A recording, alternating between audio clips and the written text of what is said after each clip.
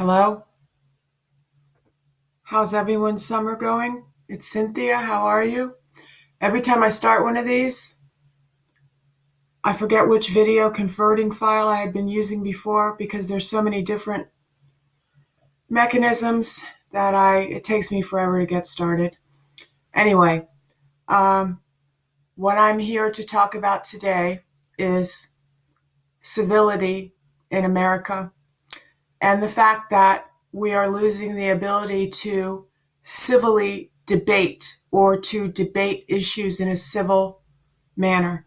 I've really never seen anything like this tribal fracturing of opinion, of information, of news, of content, where you have people that aren't really talking to each other or debating issues. You have one extreme versus the other extreme, and it's become nothing but a bunch of really ugly, vitriolic noise. And that's really bad for the country. It's really bad. Imagine if you were trying to run a business and every day you went to work or you went to your office or you went to your business and you opened the door and all you heard was people screaming at each other. You wouldn't be able to get anything done at all, would you? That's what's happening in America, you know? And I don't think we can afford to have this continue to get worse and worse and worse. People have to be able to discuss issues in a rational, logical, cogent way. And we have to try to find a way to bring people together and to stop slicing and dicing and putting people in identity boxes where nothing ever gets done. It just gets worse and worse and worse. And I've never seen anything like it. I really. I also wanted to say that you're not going to find the truth on the extreme edges of any argument. You're going to find the truth in the middle, where most of the American people live.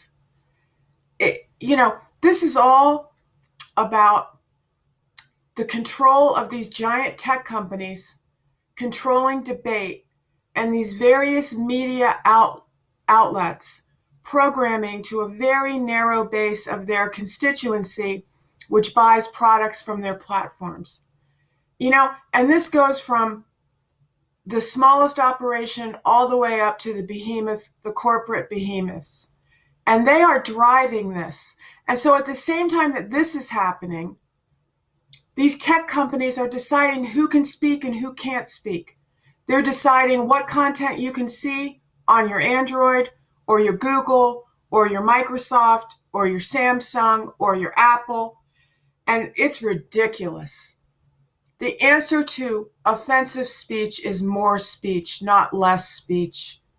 And we have to find a way to be able to discuss these issues without being at each other's throats. Because the last thing to go are the people turning on each other en masse. We can't afford to have that happen with everything else that's going on in the world. We are too important to the world to let that happen. And I also wanted to say that I've been watching this immigration issue, and I'm very, very happy that they've decided to reverse this policy because it was an abomination. There's a lot of these kids that are already lost. And it's just no one deserves that. No human being deserves to have the one thing that means the most to them in their lives, for most of us, taken away from them, especially these people who literally have nothing. Right? So I'm glad to see that they have done that. And I hope they can continue to find a way to rationally approach this. But I don't think it's going to happen until they address the elephant in the room, which is Mexico. And I'm not saying that in any negative way. I'm saying they're driving these people northward. That's all I wanted to say today. Please go visit my site. The links are on here. And look around, and maybe I can turn you into a client. I would like that. There's nothing I like more. So you have a great day. And remember, when you talk to someone, speak respectfully.